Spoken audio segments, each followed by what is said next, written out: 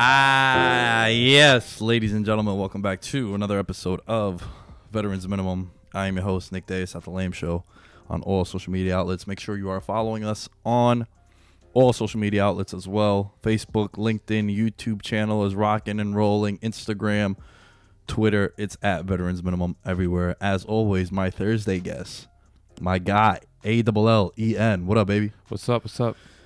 I see you have your Titans hat on. Have you made the switch? Is that who you're hitching the band? My good buddy Kevin gave it to me. He's been my fantasy league for like 8 years, so I guess it's like a reward for me a commish. So he just wanted to hook me up. I'm not gonna claim I'm some Titans fan, but they're a cool team. How can you not enjoy them right now? Derrick Henry, 63 carries in the last 2 games. It's like prime Adrian Pearson out here. Shit, I think he's over 100 carries if you go back to that regular season game, that last one, because it's Houston. They blew him out. Well, they wanted him to get the rushing title, right. So they did force him the ball. It might not be carries, but I'm pretty sure touches, the number I saw is overall touches is because you see him on a couple of screens. Like against New England, they had a really good screen where I think he got stopped at the one, but look, they're riding him, and it's working.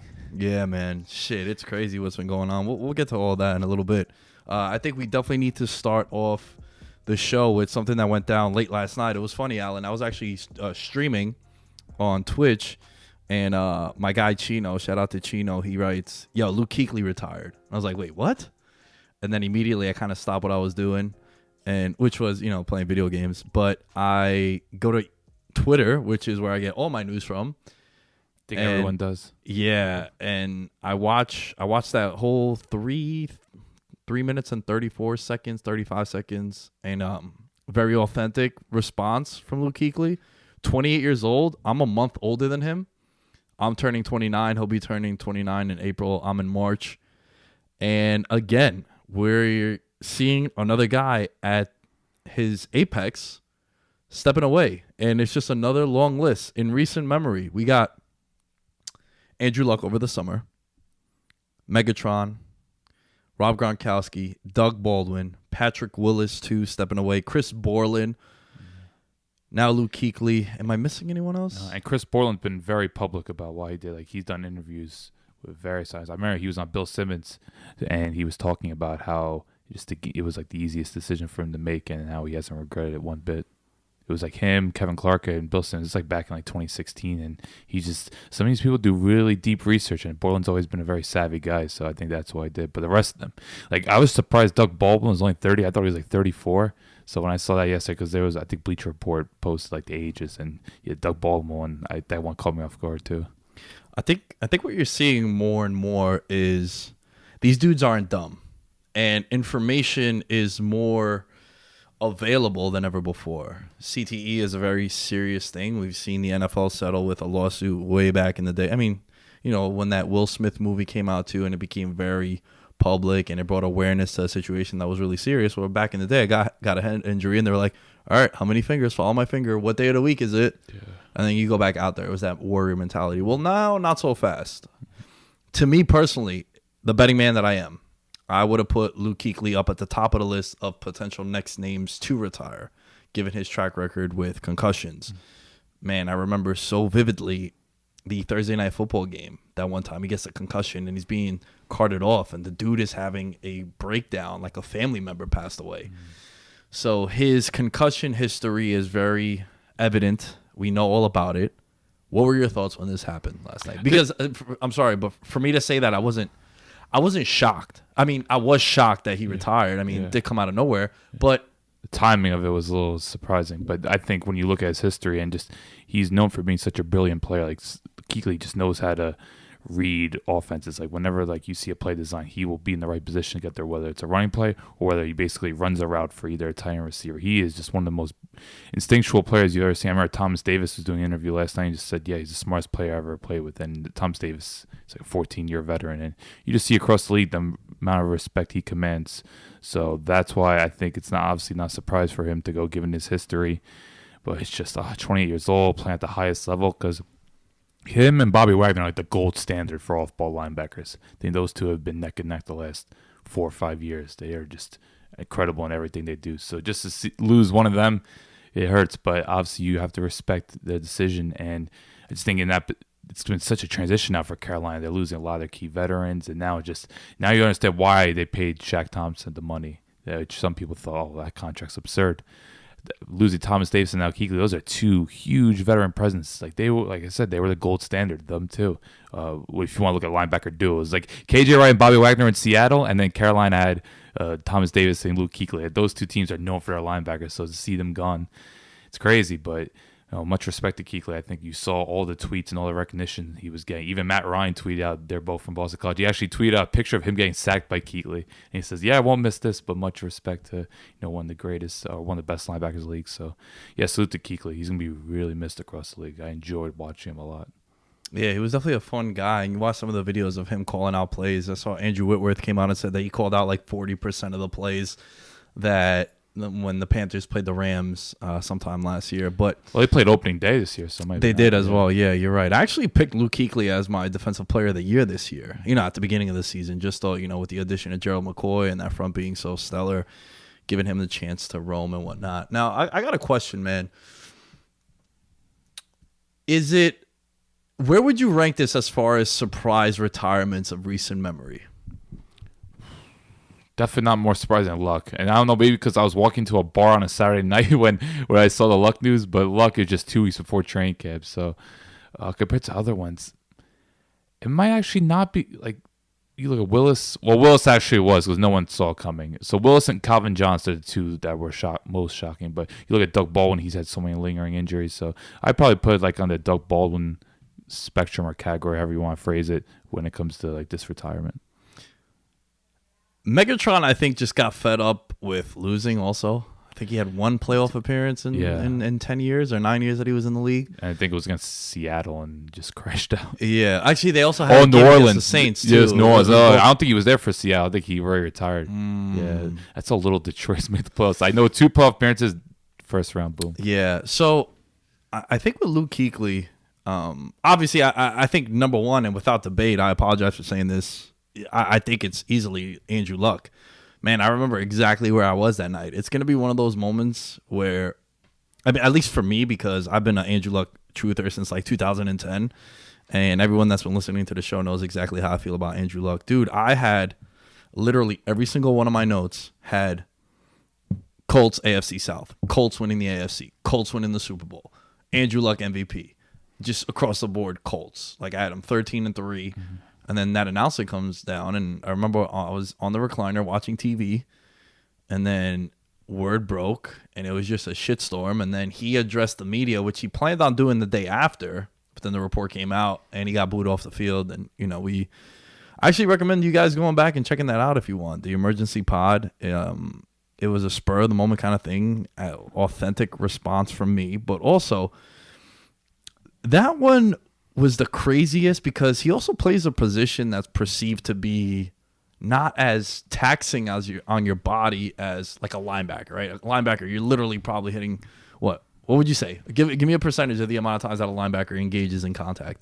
85. Yeah, I was gonna say 85, 90%. Yeah. Where like a quarterback, you can avoid being hit in a game. Too bad he was in a situation for several years where that wasn't possible. Right, but that's why it was so crazy with Andrew Luck, because they had just finally built the team the right way to a rebirth year, to actually protect him. And I think if it wasn't for Pat Mahomes throwing 50 touchdowns last year, he might have won MVP, especially when they're 1-5. And then really wasn't much, when you think about like the candidates last year. Yeah, and he threw close to 40 touchdowns. I want to say 37, 38 touchdowns. Because Breeze was getting buzzed, but he faded towards the tail end, yeah.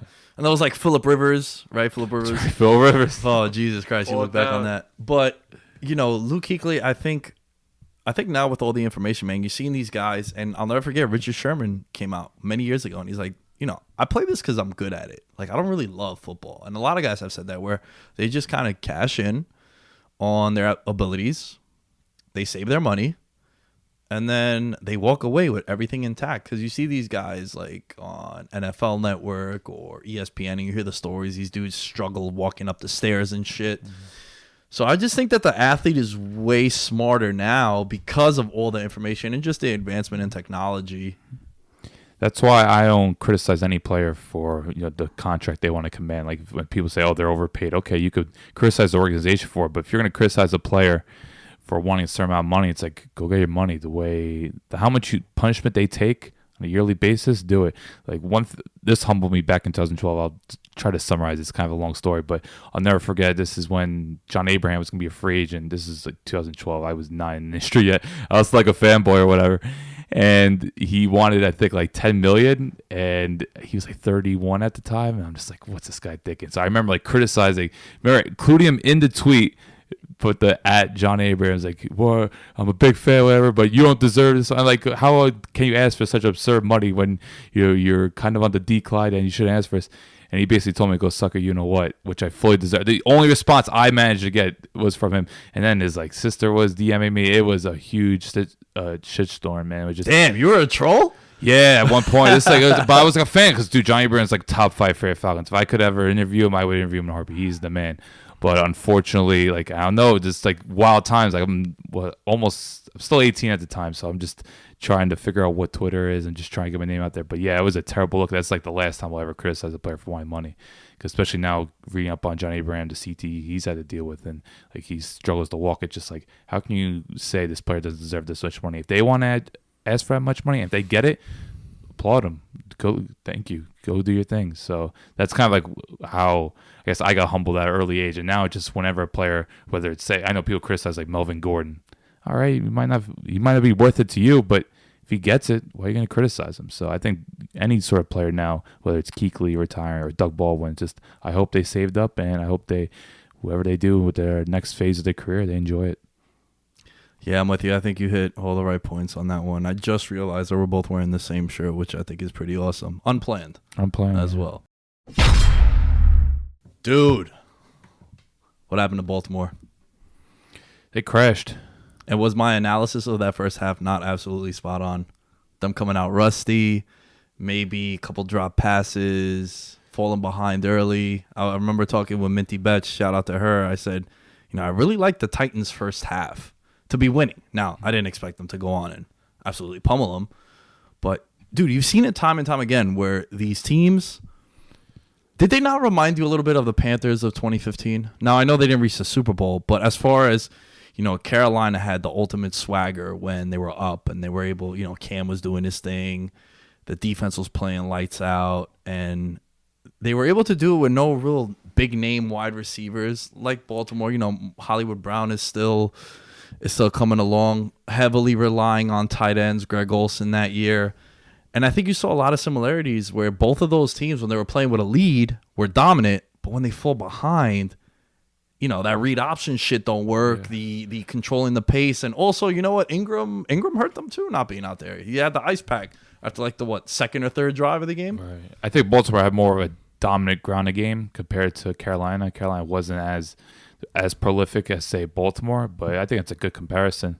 It comes down to a couple plays. The Andrews drop that led to, of course, Kevin Byard everywhere. He was everywhere on Saturday. This guy, one of the best safeties in the league. Dude, I remember hyping him up in 2016 it might have been, when he had that beef with Deion Sanders. Yeah. Oh my God, absolute classic. Deion Sanders tweets at him thinking that he's a fan. He's like, hey, my guy, I watch the games, I watch the film, you go back to doing whatever. And Kevin Byard's like, yo, bro, I play. It was fantastic. He got paid recently. Was it last year he got paid? Last year, well deserved. Yeah, super. Dude, I've been a fan of his for the longest time. And I think that he doesn't get the recognition he deserves. Hopefully now he does. But I would put him in that Earl Thomas, Honey Badger impacted. Yeah, he has. Super under the radar, makes a lot of plays, just ball hawk. Everything about Tennessee's under the radar. I loved watching Gerald Casey get 2 sacks. Gerald Casey had a huge impact on him, and he's been one of the most consistent interior tackles for the past several years. And oh my God, that's inside spin move he had to get 1 sack, and then there's the forced fumble where he initially missed Jackson, but then he came back and forced the fumble. I think Jeffrey Simmons, who's another excellent draft pick, they quietly put together a really good draft class with AJ Brown and Simmons. So salute to them, what they've done. But you look at Baltimore, they had a couple key drops. Snead had a big drop. I think Miles Boykin had a drop. Seth Roberts, oh my God, he dropped like a third and 6. And of course, Andrews. I think Baltimore kind of realized now, as dominant or dynamic as the offense, however you want to categorize it, they need to get playmakers, because there are certain situations where it's just like, especially since obviously you don't want Lamar throwing 57 times. That's never ideal. But when you're in a situation where you're playing from behind, you need playmakers. And I think they realized supporting cast isn't good enough. And who could have thought 8-8 on 4th and 1 this year, and then they twice get stuffed. So I think Tennessee just made plays at the right time. You have to give them a huge amount of credit for that. But Baltimore, those drops and just those missed opportunities, I think there was just a couple plays here and there which broke the game wide open. I think there is a vast difference between Kansas City falling from behind and the Ravens falling from behind. Because, also, think opponents mattered as well. Sure, opponents matter, absolutely. But I also think the kind of offenses matter, too. Oh, yeah. Where Kansas City has so much. Dude, I cannot stand Sammy Watkins. I love him as a player, but I could see why people inferior. He never did it for me, man. He never did it for me. I always thought of him as a Deshaun Jackson type, kind of the burner wide receiver. I thought he's significantly overpaid, but then again, I think a lot of athletes are underpaid. But for him to be a top 10 wide receiver salary-wise, I think that's going to be something they're going to try to get rid of. Salute to his agent. Absolutely, salute to his agent. But I think with the two offenses, like, Kansas City seemed comfortable down that much because they know they have a guy that could throw and get them back. They also have the weapons, right? Like, dude, if I was to tell you they would score 51 points and Tyreek Hill was, I wouldn't say a non-factor, but no, you didn't see the peace sign. Right. You didn't see Tyreek Hill running wild. Like, he converted some third downs and had some key catches, but as far as 7 for 180 and 3 he didn't have that. He's a receiver where he attracts so much attention that he has an impact on a game without needing the ball in his hands. There's only a certain amount of receivers, whether it's Julio or even Odell or Hopkins, like receivers where they just cause fear, and you have to structure your game plan around containing him. So I think even without the ball in his hands, he still made a big impact. Do you think all the heat that's going to come Lamar Jackson's way is going to be warranted? Absolutely not. I just think it's just one of those crazy games. It's really only a matter of a couple plays. Like, Baltimore put together a lot of drives. I think I saw a stat, CBS Will Brinson, where 10 times they were in Tennessee's territory, whether it was an interception or a 4th down didn't go right or just some unfortunate mistake. That's happened. But you saw some throws, Lamar. That one throw down the seam to Marquise Brown before halftime, incredible throw. He converted multiple 3rd and longs. I thought Lamar played pretty well. It's just a couple mistakes here and there. They fell apart. I think just more about Tennessee. Tennessee knows their identity. That's what makes Tennessee so much fun. Unlike, because I was mentioning before, opponents. Tennessee knows their identity. Houston, they're just a team with talent where it's like, okay, they're kind of just coach on the fly. Deshaun creates some magic, but they really still don't know who they are as a team, and their defense is not good at all. Tennessee, okay, they can't generate that much of a pass rush, but their DBs came to play. They had about 10 pass breakups. Logan Ryan, Dory Jackson, Tremaine Brock coming from Arizona. Arizona, you got Tremaine Brock and Terrell Suggs leaving in December. Now they're both going to be playing the conference championship. So Tennessee, I just really appreciate the fact that Mike Vrabel knows we're going to run the ball down your throat, and then defensively, okay, we're not going to generate pass rush, and there are going to be plays where we're not going to make sure receivers in the Hollywood Brown did it once. We're not going to let the opposing team get behind us. In terms of we're not going to allow explosive plays. We'll allow plays in front of you, but for the most part, it's going to be a problem for you to score on us in the red zone. So I think that's what I really appreciate about Tennessee, and why I think you have to also look at the opponents when you want to compare the AFC divisional round games. No, you're right. You're right that they know their identity. It's ground and pound with Derrick Henry. And again, I think Tannehill has completed 15 passes in 2 plays. Less than 100 yards, but you got to give him credit. He has made plays with his feet. That first drive, huge 3rd and 2, he converted. And then I think he had a rushing touchdown as well. He also threw a beautiful pass to that dude. Jonnu, yeah. No, not only Jonnu, but to Raymond. Yeah, it was off a play action, which he's been one of the most efficient quarterbacks in the league this year off play action. It was just one of those pop-up plays. So, yeah, he's definitely done his part. People say, oh, he's just under 100 yards. Look, when you got a guy like Derrick Henry and that offensive line, Roger Saffold, you want to talk about, I knew he was going to be one of the biggest signings from free agency. I was someone like, oh, wow, he could make a difference. Thing is, he was terrible in September. People were like, oh, this guy should get benched. He's over 30, can't play. Look what happened to the Rams offense line, and look at Tennessee now. So between him, Ben Jones, Taylor Wan, that offense line moves people. So, yeah, I couldn't be more impressed with what Tennessee's doing. But when it comes to Baltimore, I think this is just a blip on the radar. I just think if they get a little bit more better offensively, maybe get a pass rusher or two, they should be fine. It was just one of those games where they just didn't make plays at the right time, and they faltered. Lamar Jackson now in the playoffs, both times as a home favorite, now 0-2. How many years did it take Drew Brees to win his first playoff game? A little trivia for you. Well, he won it 06 because I remember they lost in Soldier Field to Chicago. Right. But how many times did they fall in San So Diego? it took him 6 years to win his first playoff game. It took Peyton Manning 6 years as well. I would not. I don't think it's fair for Lamar Jackson, who played phenomenal for 16 games, had one bad half, fall behind. But a lot of it, like you said, it was a lot of drop passes, man. Like, going back to Kansas City a little bit, when you're watching that game with the Chiefs, you're like, damn, this team is down 24-0, but Kelsey, big drop on third down. Demarcus Robinson, big drop. Totally lost concentration. Oh, my God, horrible. And then they had a pump block, So it's like they're getting plays, open. yeah. It's just a bunch of freaky plays. Yeah. Now, do want to mention it took Matt Ryan 5 years to win a playoff game. Sometimes it's a process, man. yeah, it does. Shit, Eli Manning took like 4 years. It was his fourth year that they went. They had made the playoffs. They lost to the Eagles. Mm-hmm. And then from there, year 4, he goes on that run in 2007. Mm-hmm. So I do think that not everyone's Big Ben, where like, year 2, they go on and win the Super Bowl. You know what I'm saying? So like, I just think that you should be happy if you're the Ravens. I think I agree with you. It's just a blip. And also, again, if there's one thing you take away from this show and me, it's I value so much not having to pay your quarterback. So they're going to have another 2 years where they could go out and spend money on free agents to get a pass rusher, to get a guy like, who I was thinking would be awesome on that team? AJ Green. AJ Green could fit in a lot of places. He could. But I'm thinking about that big body guy who needs a change of scenery. Yeah. Everyone's talking about New England, Green Bay. I'm like, just put him in a good contender. Any contender. Yeah, you're right. You're right. Thing is, I don't see him going to that division. Cincinnati won't allow it. So that's true. Yeah, but he's a free agent, though. Oh, he is? He's a free agent this year. Yeah. Damn, why is no one talking about him? He is so underappreciated. I feel like he's someone that I've been always enamored with. Dude, yeah, he used to be like one of my favorite. I was calling him top 5 until this year because he obviously hasn't played much. But I was calling him top 5 for years. Yeah, he still has plenty of it in the tank. Yeah, he just needs to be a change of scenery. But yeah, I think Baltimore is there. The front office where you're confident they're gonna make the right moves. I thought the Marcus Peters trade was brilliant. They've made other savvy moves. Like I thought when they got Mark Ingram, I was like, wow. Like I think New Orleans gave Latavius Murray 3 years, $15 million. Mark Ingram like 3 years, $18 million. I'm like, wow, they got a bargain. Like I've always been a huge fan of Mark Ingram, and the fact they also keep Greg Roman's huge, so they're not losing anything on the coaching staff. They're gonna be set. It's just. They just ran into a crazy opponent and they made a couple of mistakes. That happens in the playoffs. It wasn't like Houston. It wasn't a cold collapse where it's just like, okay, we have to really evaluate what are we doing as an organization. I am getting some flashes of not as good as a pass rush in 2007, but Giants were a 6 seed. Tennessee a lot relied on the ground game. It wasn't like Eli Manning was throwing 400 yards every game back then too.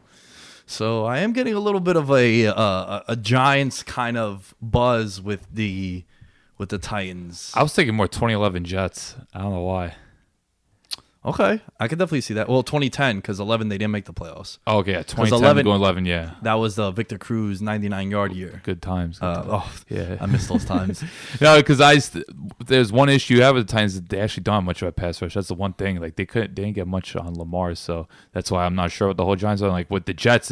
Remember, Jets just if Rex didn't blitz, they were not getting pressure. So I remember kind of looking at those teams, but I don't know. You can't compare anyone to Derrick Henry right now. I'm just blown away at what he's doing. Like that run where he just ran through Judah for the 66 yards.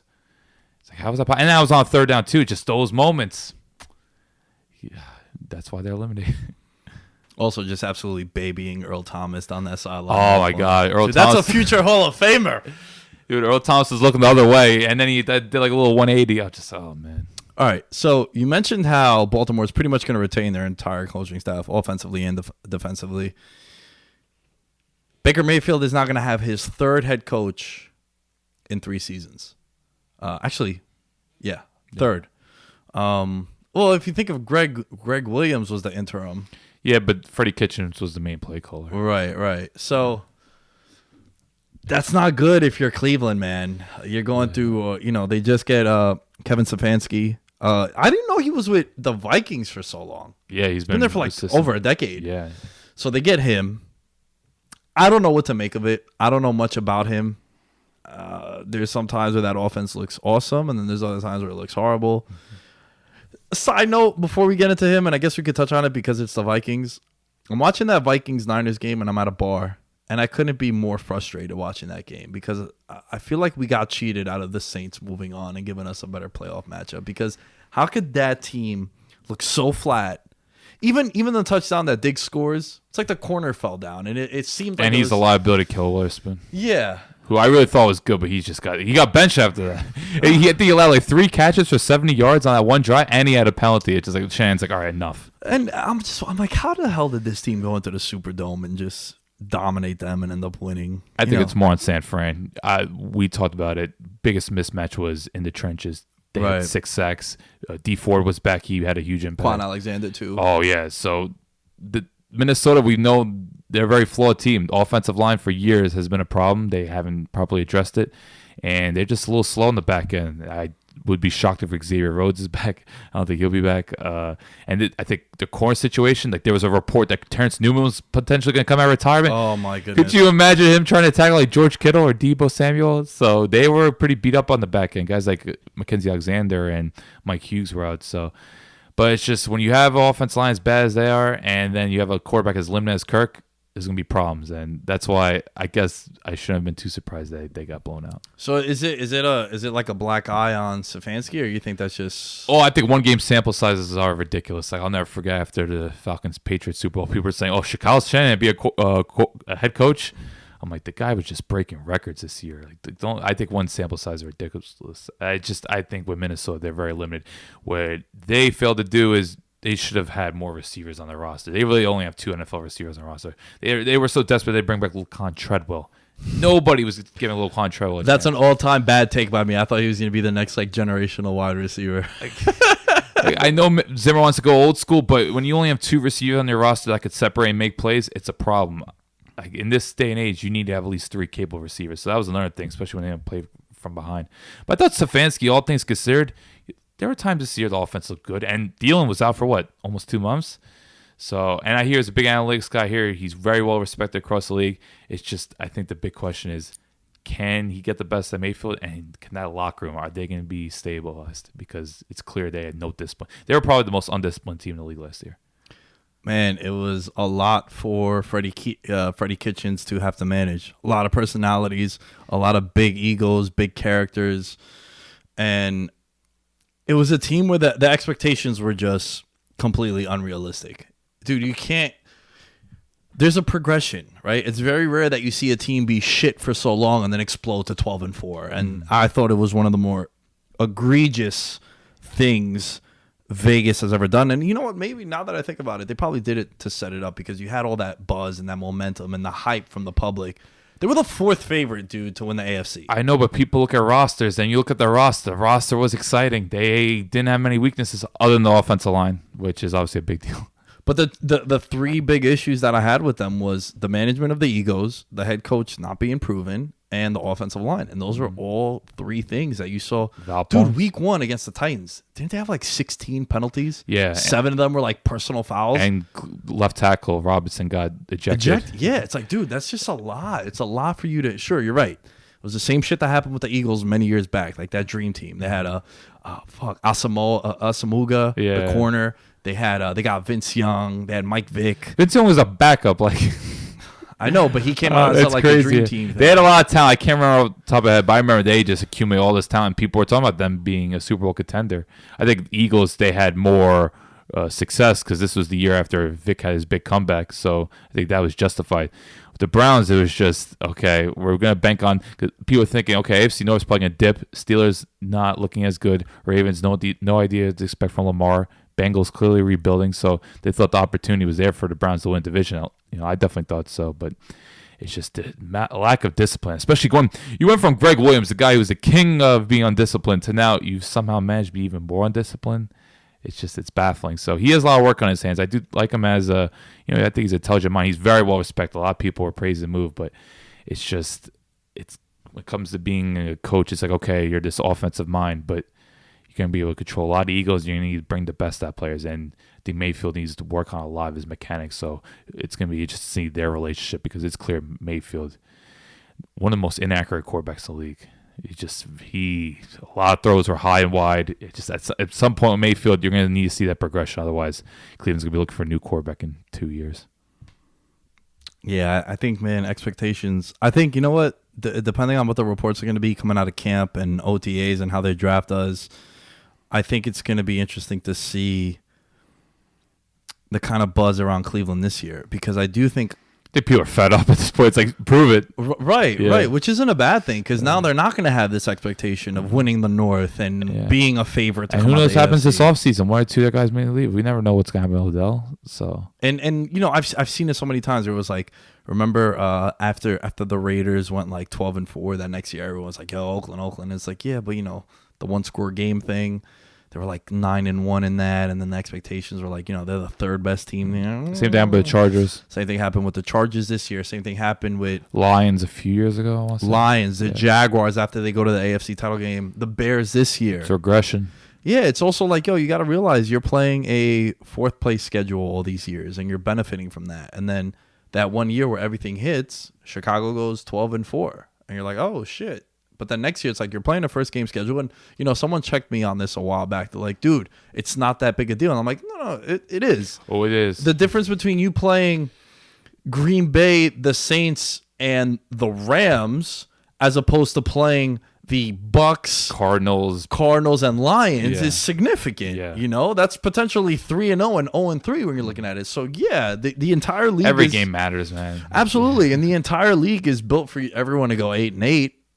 You know, so yeah, that you're talking about if you go 2-1 in that 3-game swing, you're looking at 10-6. That's a playoff team. Yeah.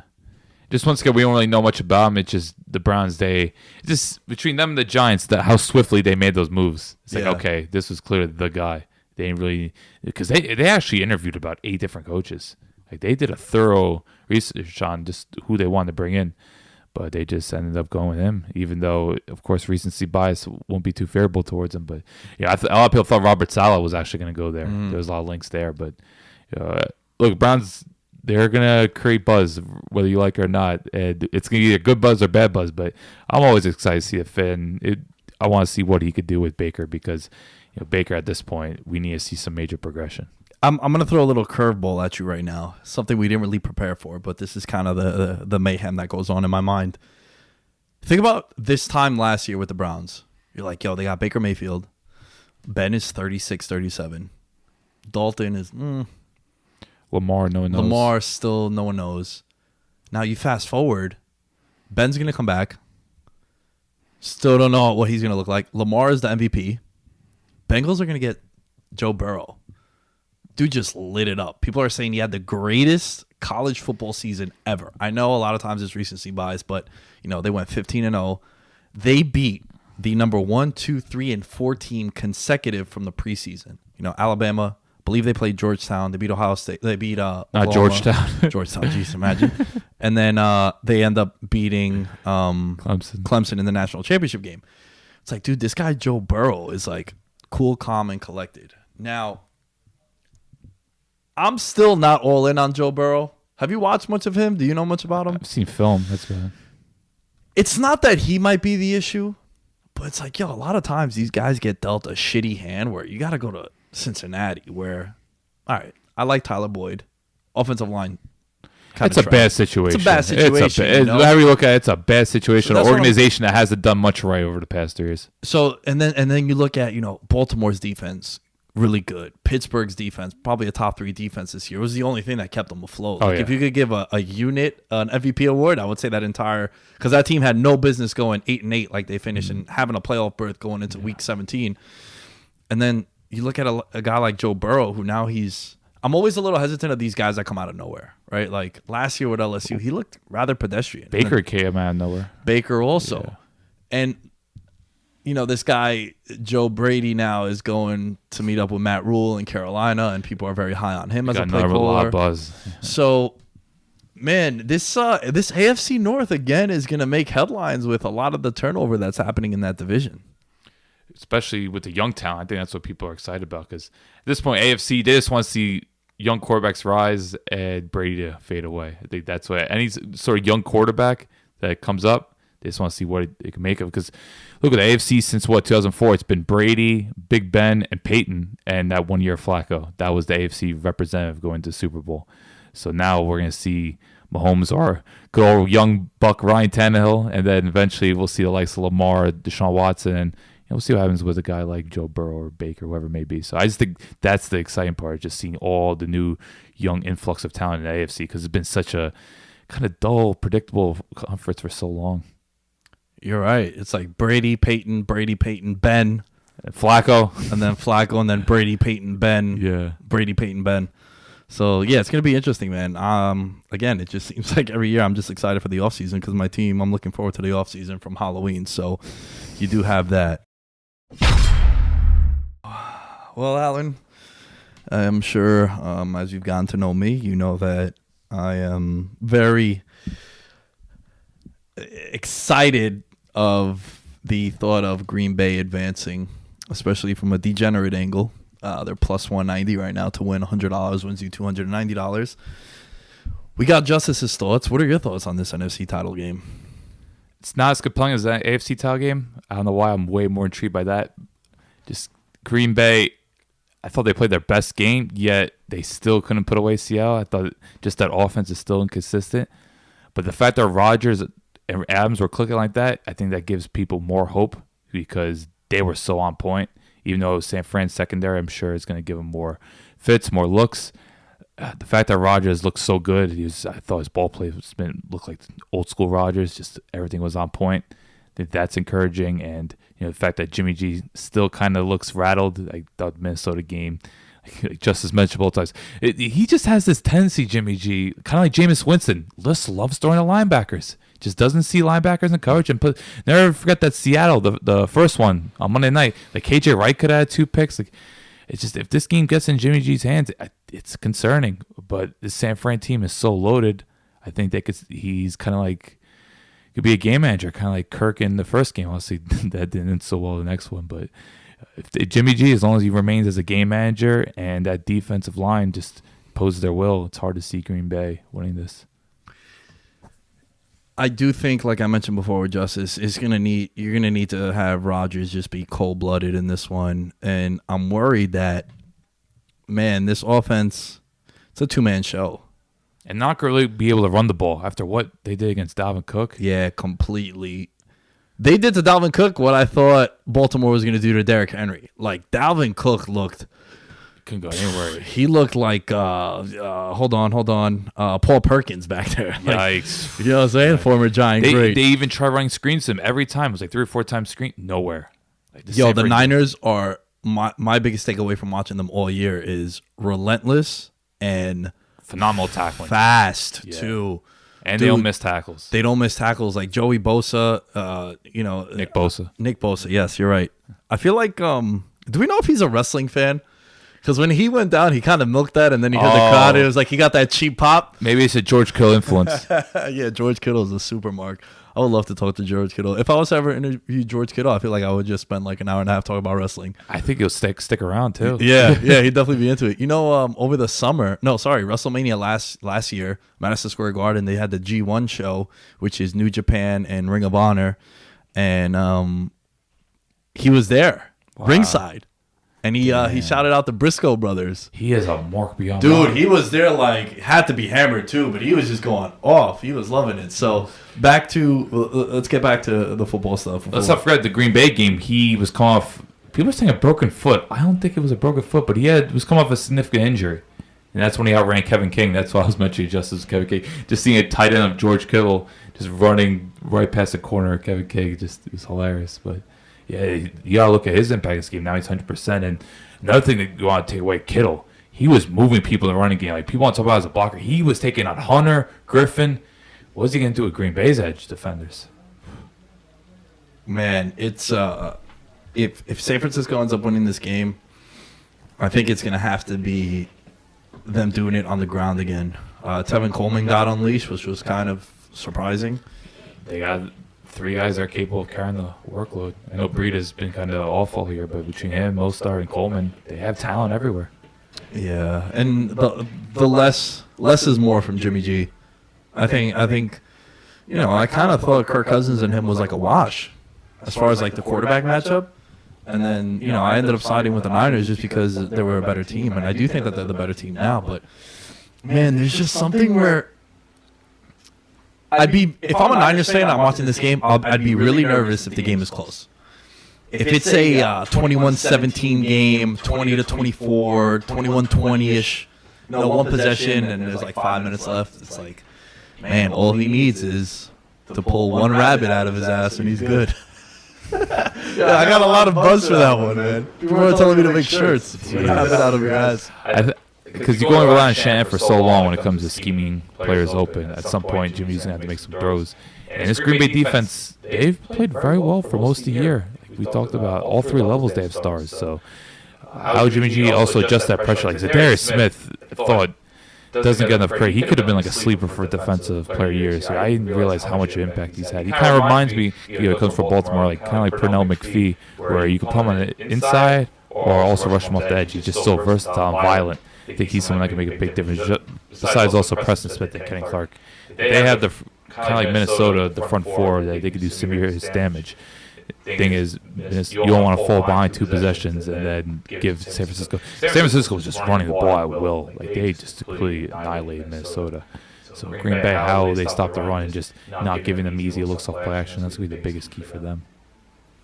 Where are you going with this in this game? Going to go San Fran. They're just so talented to me. And we also have to give a shout out to Richard Sherman. Man, teams are not throwing at him. If any quarterback will throw at him, it is Aaron Rodgers, but oof. He is playing at some level right now. 31 years old, and he's back to talking that shit, which is just beautiful. Yeah, I think, man, I want to say Green Bay, but I do think San Fran ultimately is going to win. But there's just something about it where I don't know how much longer could we doubt Jimmy G. Like he went into the Superdome and went, to use the hip hop analogy, bar for bar with like Drew Brees, and that was one crazy game. But then you look at the games against Seattle. I mean, the first one, the Baltimore game. Well, the Seattle one I'm gonna throw away because I think Kittle is so important to that team. I've been saying that all year, where like he's in my top 5 non-quarterbacks when it comes to like what they mean to their team. I thought it looked shaky against the Rams that Saturday night game. Shit, if you think about it, the 4 teams that are left, I think Tyreek Hill is the most important guy on that offense. This is excluding the quarterbacks, right. Guys. I'm not that crazy. Derrick Henry, Devontae Adams, and George Kittle, man. I think those guys are so important to their team's success. Kind of like Michael Thomas. Yeah, for sure. So I'm going to go with the Niners as well. Okay. All right, this next game. So hyped for this. Are you really? Yes. You think it's going to be close? Keep down the Titans. Well, look, here's the thing. I didn't doubt the Titans at the beginning of the playoffs. True, I did an NFL challenge bracket, which we had set up for the Patreon guys as well. And my AFC side is perfect to now. It's the NFC is a disaster because I had the Eagles and the Saints in the conference championship game, so bedtime to me. But the Titans now, they're playing Kansas City. They rematched from earlier this year. Derrick Henry had a 180-plus yard performance. Pat Mahomes also lit it up for like 400 yards. Mm-hmm. It was one of those like last-second touchdowns by Ryan Tannehill. That's really what was the momentum. The momentum really started with the Titans. And we're going to come full circle because I think this is going to be a game that you're going to want to turn off at halftime. I think it's going to be over. I think Kansas City is going to win by 3 touchdowns. Said that last week. Yes, I did say that. I did say that last week. But I think there's something that as the week was progressing, I'm starting to realize this is the hardest offense the Titans are going to have to face during this entire run. Yeah, absolutely. As far as, they play New England, and sure it was New England, but like we were saying, we're like, yo, give us a reason why New England was going to win this game other than it's the Patriots, and no one could give us a reason. And last week, we said it, how if the Titans can control the clock and they can come out to the lead, we don't trust Lamar coming from behind because of how the offense is set up and what they like to do. We just saw Kansas City go down 24-0. And being a watch the tape, bro, guy, you saw that it was a lot of drops, and then they just have so much firepower. And, dude, I was talking to my guy, Rick Rosen. Shout out to Rick. We were texting throughout the game because I in-game the Chiefs plus 210 when they were down 21-0. And I told him, I was like, yo, they're like the Golden State Warriors. I've made the comparison between Steph Curry and Mahomes way back in the day. Fast forward to halftime, Nate Burleson says, yo, they're the Golden State Warriors of the NFL because they can erase these leads because, yo, Tennessee, they could jump out to these leads and they could control the time of possession. But, dude, Mahomes, people forget. We're so in the moment. He missed time and he was hobbled this year. Tyreek Hill missed some time. And then it took him like 8 weeks to really come back and be like the Pat Mahomes that we knew and loved. And I think he got banged up against New England. I remember he had some sort of hand issue during that game. I know they still managed to win, but he did not look right during that Patriots game, which ended up being a very important win. It's helped them get the bye, looking back on it.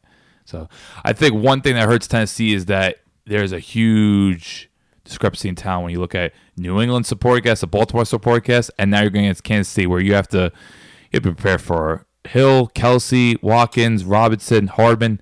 Like, it's the most loaded offensive league. This is scary team.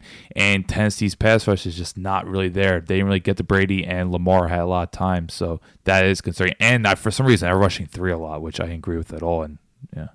Also, dude, got to show love to Williams. Oh, yeah. I'm going to say, as a pass catcher. They're using him out the back. You know, they scored their first touchdown with hitting him out the backfield. But if you go back to what he did in the playoffs last year, too, he was their main catalyst. Right. You know? Use him on those angle routes. Yeah. And he's a mismatch. And that's just another. Dude, if you think about it, like Sammy Watkins is like, what, their 4th or 5th option? Mm-hmm. He's still a vertical threat. I know, but I'm saying, like, if Sammy Watkins is your 4th or 5th option, that's incredible. Right. I don't like Sammy Watkins because of his contract. That's why I don't like young Sammy. Yeah. But he's a hell of a talent, but he's not as productive to be a guy making $14, $15 million a year. But, man, I think this game is going to get ugly. I really want to bet the Chiefs on the alternative spread, minus 14.5, just because I think that Tennessee could do their thing. But, you know, Chiefs could come back and answer in 4 plays. That's definitely a valid point, and I have a big issue with just Tennessee just not being able to create pressure. You give Mahomes all the time. Not many quarterbacks make better av structure plays than him. Like any sort of angle Mahomes could do it, he does it. Like, there's no such thing as an impossible throw for him. He makes the impossible possible. So that's the biggest concern for me when it comes to looking at how Tennessee's defense matches up. Reason why I will defend Tennessee is just they have the identity. They know they can run the ball, and Kansas City is pretty light up front. This is probably the softest front 7 Tennessee is playing out of the 3. So they can impose their will, and we've seen them against New England, against Baltimore, where they could just pile up those 6-7 yard runs. More against New England. Like, New England, we really saw, especially that first half, like Henry was averaging 8 yards a carry. Baltimore was a little more difficult because you have guys like Pierce and Williams up front. But all it takes is one, and we saw Henry, that 66-yard run, just boom. And I think they can control the clock, and they could just control the line of scrimmage. So that's why I think this game will be competitive. And Tannehill, okay, can he make some throws? Yeah, it's gonna be tough because I think Kansas City also, you've seen Frank Clark play a lot better. Chris Jones should be playing. I was just gonna ask you, do we know what his status is? Because I think that's big. He is supposed to play, so he is practicing now, so that's big. And I do think Kansas City's secondary has played a lot better in recent weeks, so that is the concern. But it's just with Derrick Henry, you know he's going to pile up the yards. I think they're going to control clock, and Vrabel knows at this point how to manage things. You know, that's why I think it will be competitive. Even though I don't think they're going to win because I don't think they're going to get bailed out. Not bailed out, but I just don't think they're going to make the same amount of plays they did last time. Like, to get 2 4th-and-1 conversions, that's not sustainable. The drop passes, that's not sustainable. There were just certain things in that game, just like, I don't know. And then I was really concerned by the lack of pressure. Other than Casey and Landry, they really don't have much up front. And it's just, you give Mahomes time, they're going to get punished. So that's why I don't think it's going to be a blowout, but I'll be shocked if Kansas City doesn't win. All right. No fucking around. I'm being 100% serious right now. How much are we factoring in the fact that Mike Vrabel said he'd cut his dick off for a championship? I try not to think about that. That's the crown jewels of the Vrabel family, son. Anyone that's willing to cut their dick off for something, that's a very passionate man. He's my favorite coach of the league right now. I love everything. From between that quote and just, I love what he did at Foxborough. He just gave a little small handshake to Belichick and just started jumping around like he was a player all over again. He's just a cool dude. Oh, I also love what they showed. Teron Davenport posted, who's B-Right for them on ESPN. Like, after the game, he just gave handshakes to everyone. He just seems like such a cool, fun dude. Like, that's what it's cool what Mike Vrabel is doing. I think, and Arthur Smith deserves credit, their offensive coordinator. You know, what he's done, no one knew who he was. He was replacing Matt LaFleur and which is a big step up for him. So that Tennessee coaching staff deserves a huge amount of credit. As for the whole, what he'll do, I don't know. He's going against Pat Mahomes. That's a problem. Choppy, yo, pee-pee. Oh, man. I think that's something we got to... I really try not to think about it. Last thing I want to ask you about this game. Well, Tannehill throw over 100 yards. Well, he might have to, because if they're playing from behind, which I think they will be, how quick of a 180 did Twitter turn between that first quarter for the Chiefs and the Andy Reid stuff? Because Andy Reid, for as great as he's been, he hasn't won a Super Bowl. Many times he's had a bye week and his team has lost as a bye. Do you know that the Chiefs, prior to them making the playoffs last year, had lost 8 straight home games in the playoffs? I saw they were 1-7. Dude, how crazy is that? First time in their history that they go back-to-back AFC title games that they're hosting. And, man, we might be watching something special with Kansas City. Let's not forget, Dee Ford is 6 inches back. They go to the Super Bowl last year. And if they just knew that Edelman was going to get the fucking ball on 3 straight third downs, which the whole world knew. I always say this. I'm watching the game with my mom, and she's like, oh, he's going to go to Edelman or Gronk. I was like, yeah, I know. And then, he catches the first 2, and she's like, why don't they stop him? I was like, we've been asking ourselves for 20 years. To be fair, Brady couldn't have been more accurate, especially those throws to Gronk. Yeah. Those Gronk against Eric Berry, and just plays those back shoulder throws to Gronk. What can you do against them? So I think this is more Brady being the GOAT than it should be more on Kansas City. Prediction for this game? I think Chiefs win. They'll pull away at the end. But I do think it'll be competitive just based on Derrick Henry and the coaching job that Tennessee's done. I'm going to go 35-14 Kansas City. That is very harsh. We'll see. I don't know. I think we've been sleeping on Tennessee. They've knocked off 2 AFC powerhouses. Imagine it'll be just insane. Like a team, we've been saying all year, this has been the most irrelevant team. The team we've talked about almost every team on this podcast. I would say, we really talked about the Titans, and it's like, what is there to talk about? Yeah. And now look at them.